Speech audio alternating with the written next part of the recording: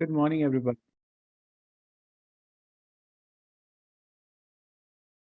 Good morning, everybody. Good morning. Okay, welcome, everyone. So, how are you all today? Good, how are you? I am doing good. Thank you so much for asking. So, are you almost done with your mastery exercise for this chapter? I'm already done. You're already done. See, some of you are already done, which is awesome. Very good. Very good. Okay, now today we are going to finish this unit. We are going to complete the unit. We work on a central limit theorem and kind of talk about the sampling distribution in previous class. So that's where we are going to begin today. Just a recap of sampling distribution that we have covered in the previous class and look through some examples. Okay, are we ready? Yes.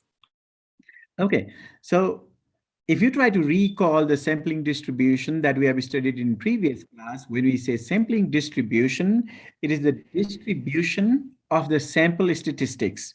And when we say sampling distribution of sample means, it is the distribution of the mean of the samples. Okay, and there are a couple of properties or a couple of formulas that you have seen. Two special cases that you have seen in the sampling distribution of sample mean is if the population is normal, your sampling distribution of sample mean will be normal, whatever the sample size may be. The second case was if the population has any distribution and your sample sizes are 30 or more, in that case, the sampling distribution of sample mean is also normal.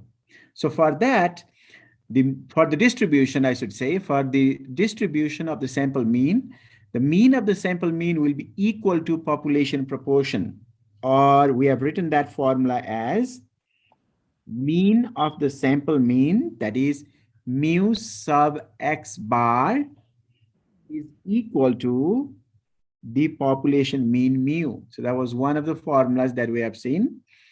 The second one was the standard deviation of sample mean will be smaller than the standard deviation of the population. The reason is, if you remember, to find the standard deviation of the distribution, we write as sigma sub x bar is equal to the population standard deviation divided by the square root of the sample size. So because you are dividing the population standard deviation by the square root of the sample size, you are dividing it. That's why it will be small. So the standard deviation of the sample mean will be smaller than the standard deviation of the population. And it will be equal to this formula, population standard deviation divided by the square root of the sample size. So I've listed those formula one more time here. The mean of the sample means will be equal to population mean. Standard deviation will be equal to population standard deviation divided by square root of n. Sometimes this quantity here, the standard deviation, it is also called the standard error. So this is the standard deviation of the sample means. So it is called the standard error of the mean. So that is the basic terminology related to the sampling distribution of sample mean. So these two concepts are the basic concepts that we have covered in previous class, right? Basic definition and then formulas. Do you have any question in these two slides? No. Okay, now we are going to look at the example. So remember one thing, the examples or the concept that we are doing today is pretty much the revisiting of what we have completed in previous class. So here is one of that examples. Children between the ages of 3 and 7 watch an average of 27 hours of television per week. So that is in general, if we consider all children in that age group, in 1 week, they watch on average of 27 hours. And assume that the variable is normally distributed and the standard deviation is 4 hours. Meaning of that is the number of hours the children watch television is a normal distribution. So population is normal distribution with the standard deviation 4 hours. So what they have given is, they are talking about population, and they say that the population is normal with the mean, you can see mean equal to 27 hours, and the standard deviation, or I can write sigma there, equal to 4 hours. So that is the general information about the population. If 25 children in that age group, 3 through 7, are randomly selected, so if you look at the sample, out of all the children, if 25 are randomly selected, so your sample size is 25 in that age group, we have to find the probability. So what we want to do is, we want to find the probability, okay, we want to find the probability that the mean, you can see, the mean number of hours, mean is average, so we write it as X bar. Mean number of hours they watch television will be greater than 25. Greater than 25 is equal to how much? We need to find that. So if we look at this information carefully, so we read the question and then we have taken those information down here. You can see that the population is normal. So like in the second part of the central limit theorem, the population is normal and the sample size is 25. Population is normal. So whatever the sample size may be, what we know is the sampling distribution of sample mean will be normal. That's what we know from central limit theorem. So let's write that. By central limit theorem, the sampling distribution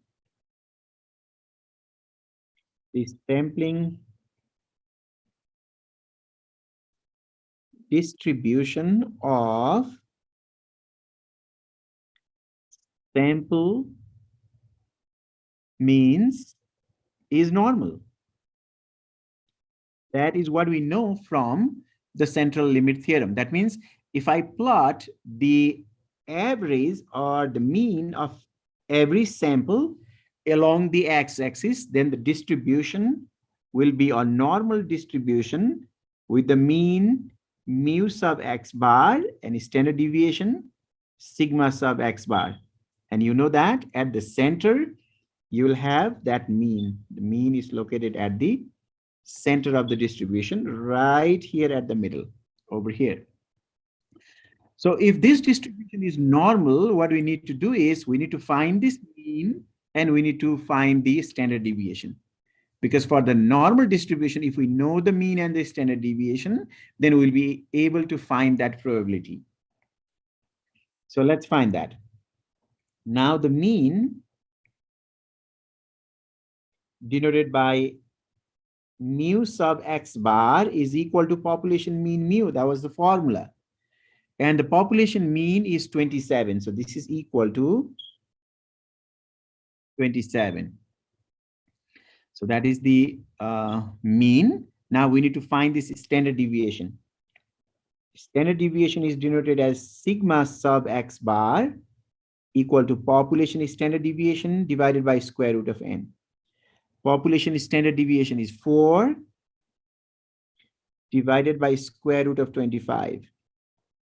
4 divided by square root of 25 is a 5, and 4 divided by 5 is 0.8. So for this distribution here, the distribution of the sample means, the mean is 27. So 27 goes here in the middle. Mean is 27. And the standard deviation is 0.8. So once we have this ready, we can easily find this probability. So before we move on and find that probability, do you have any question up to here?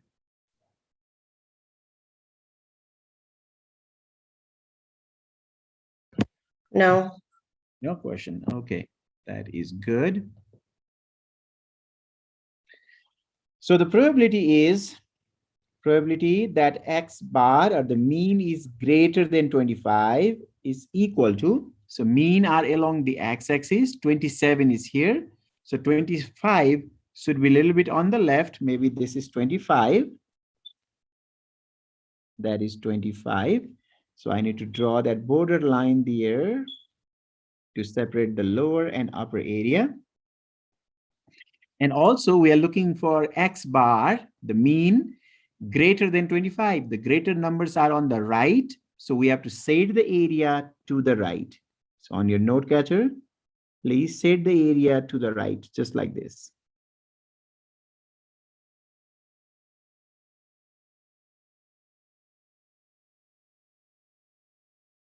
Okay, we have to set the area to the right because probability is equal to area. Now tell me one thing. So whenever we want to find the probability or area, what do we use in our calculator? Is it a normal CDF or inverse normal? What do you use? And Say that again. inverse normal. Inverse normal. For the probability, Normal. it's a normal CDF.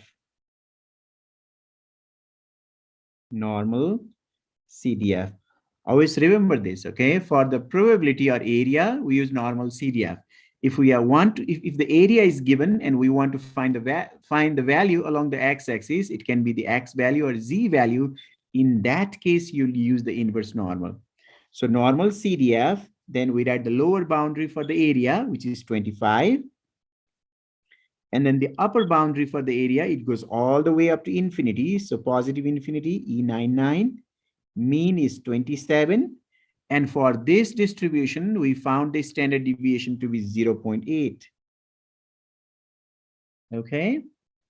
Are we good so far? Yes, no?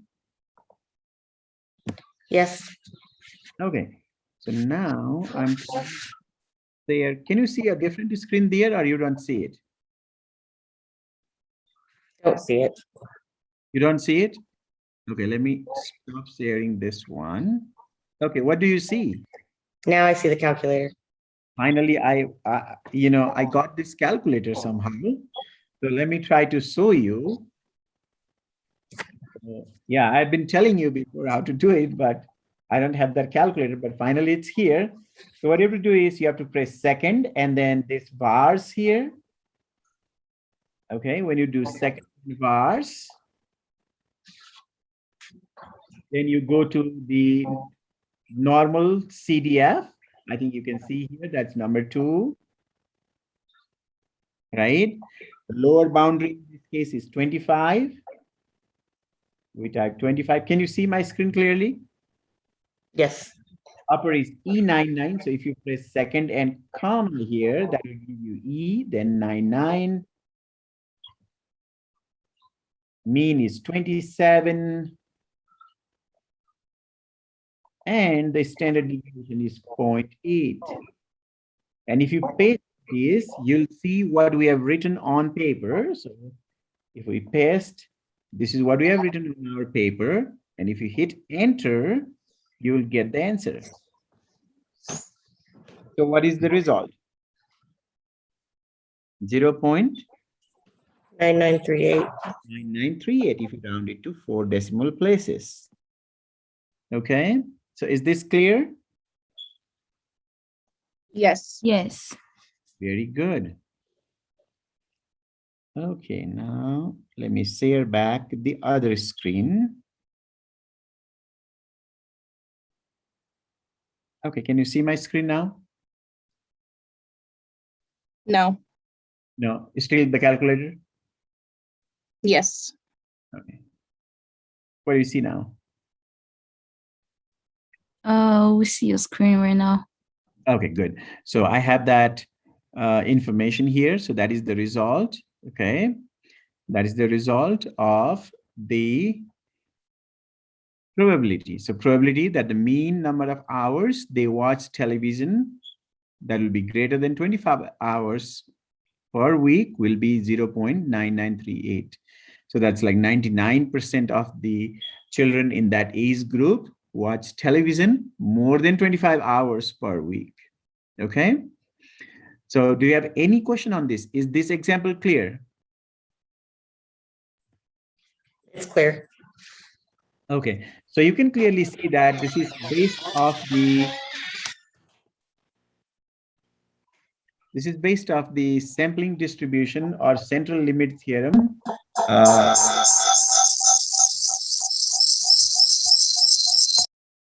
Sorry about that noise. Okay. So this is based on the central limit theorem, part 1 and 2. That is the sampling distribution of sample means. The next one we have studied was the sampling distribution of proportion. Okay. So when we say proportion, it is the part of the whole population or part of the whole sample.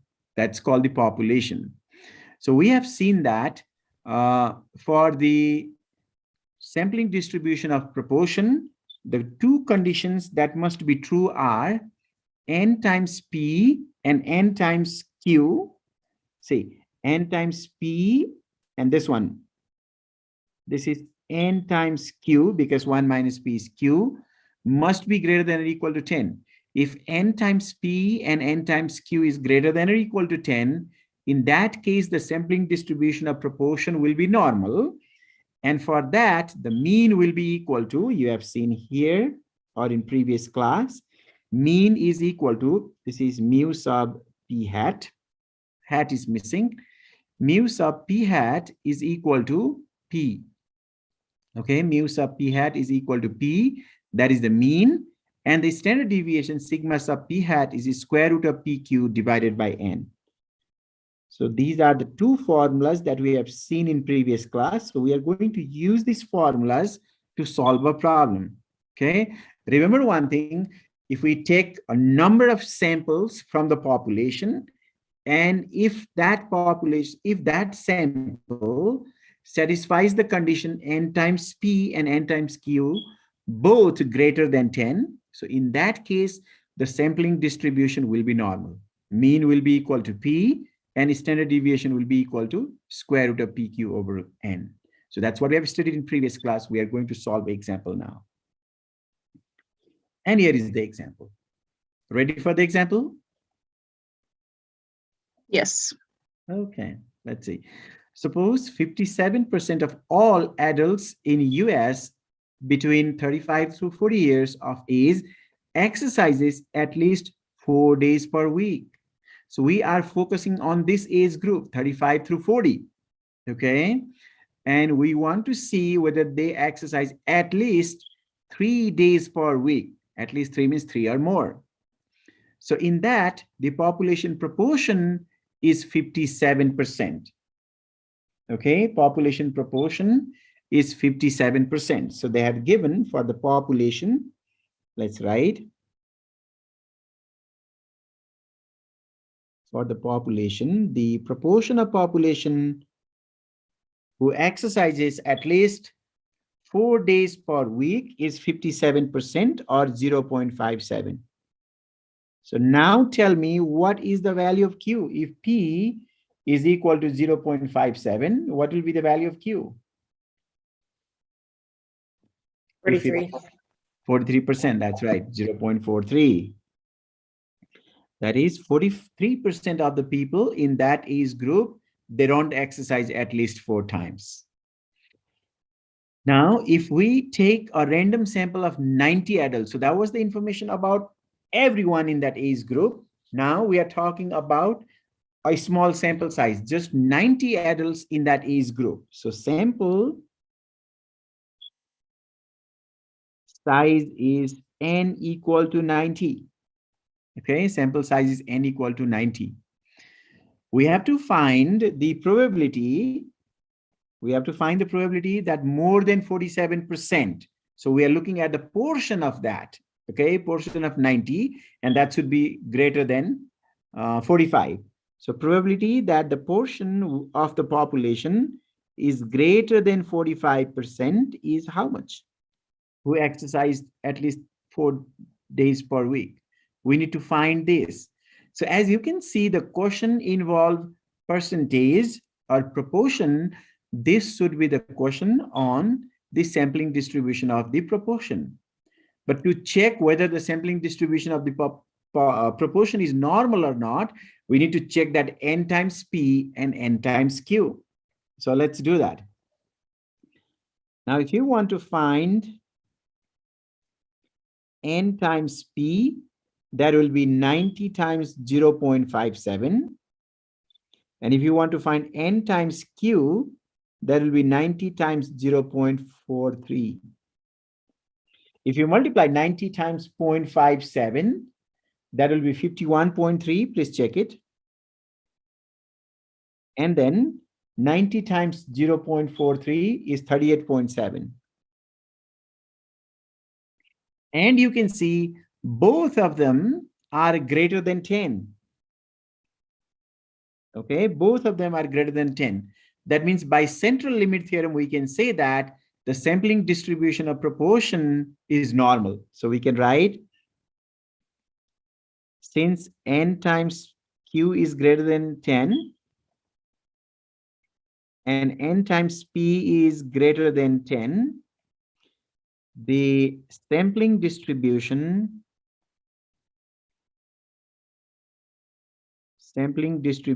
of sample proportion is normal. Sampling distribution of sample proportion is normal. So meaning of that is, if we try to plot the proportions along the x-axis, okay, if we try to plot proportions along the x-axis, the distribution of the sample proportions will be normal. So this will be a normal distribution with the mean mu sub p hat and standard deviation sigma sub p hat, because these are the mean and the standard deviation of sample proportions. That's why we have those p hats there. And in the middle of this one, or at the center of the distribution, you will have that mean mu, which will be here. In order to find the probability that p hat is greater than 0.45 from this normal distribution, what we need is, we need what is this mean and what is that standard deviation. So first, we are going to find those two. So here the mean will be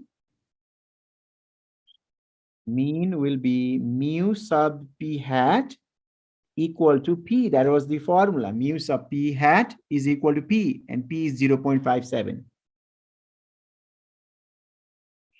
And then the standard deviation will be sigma sub p hat equal to square root of pq divided by n. That is the formula.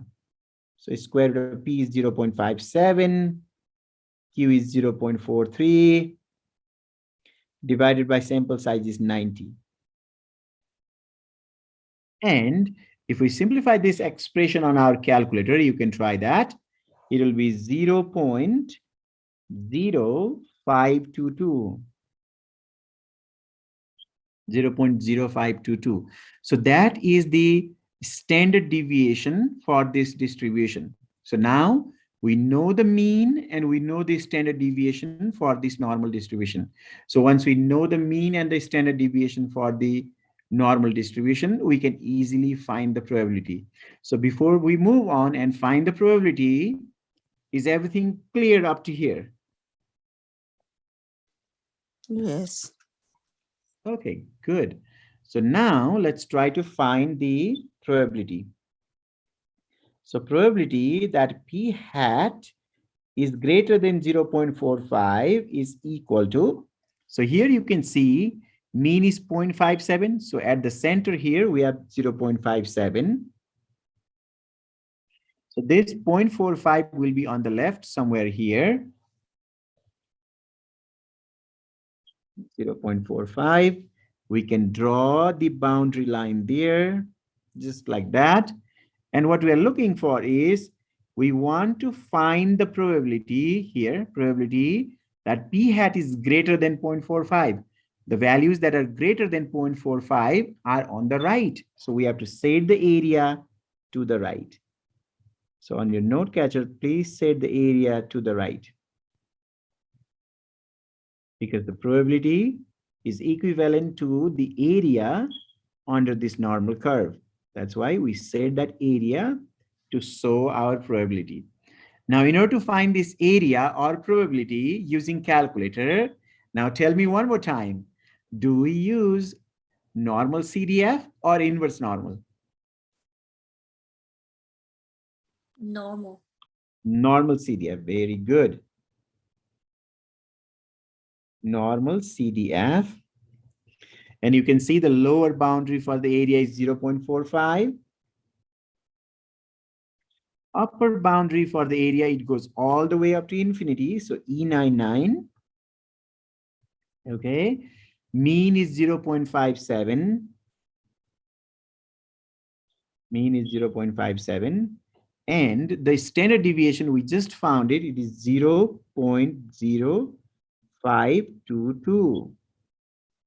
So now we are going to use the calculator and then find the value of this probability. Let me try to share my calculator again.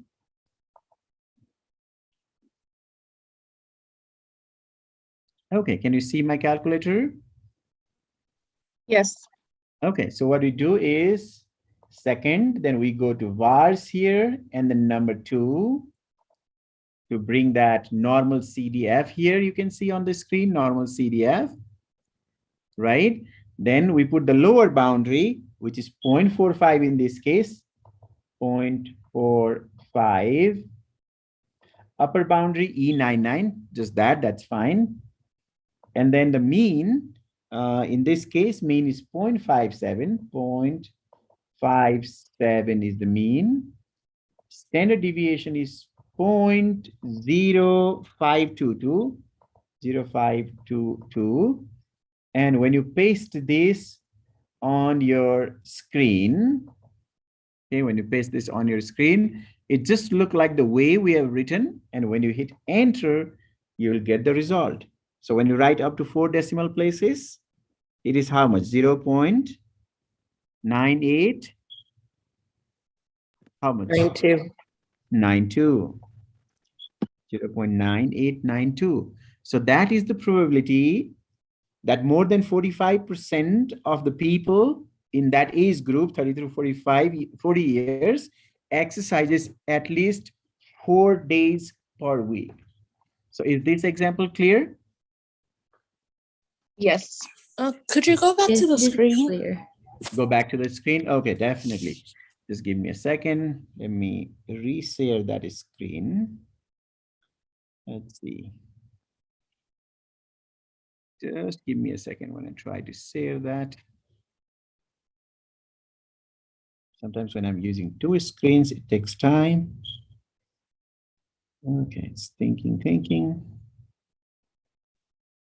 Okay, now it is ready. So if I stop sharing the calculator, you should see that. Okay, can you see it? Can you see my screen? Yes. Okay, so please copy that. Finish up your writing.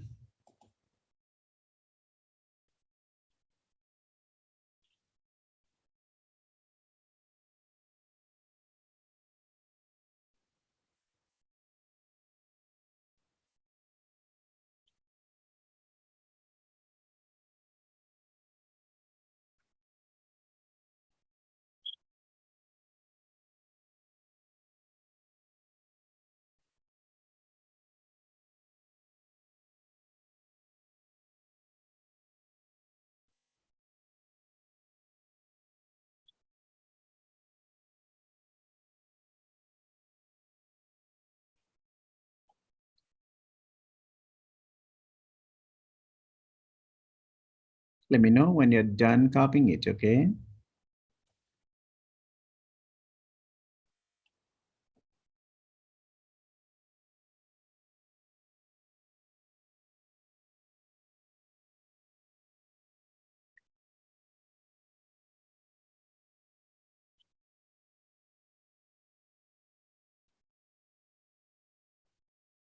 Okay, are we all done copying that? I'm done. I'm done. Okay, so look like you guys are pretty much done. So what is there after that? Is there anything on your note catcher? Nope, that's it. That's it, right? We are done with the unit. So we are done with the unit. So we are done with this whole unit, nothing is remaining. So what you have to do is after this class, make sure you scan and upload your note catcher. That's first thing.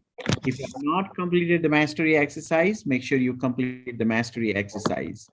Okay? Okay. That is all for today. Thank you so much. And I'll see you all next week. The attendance link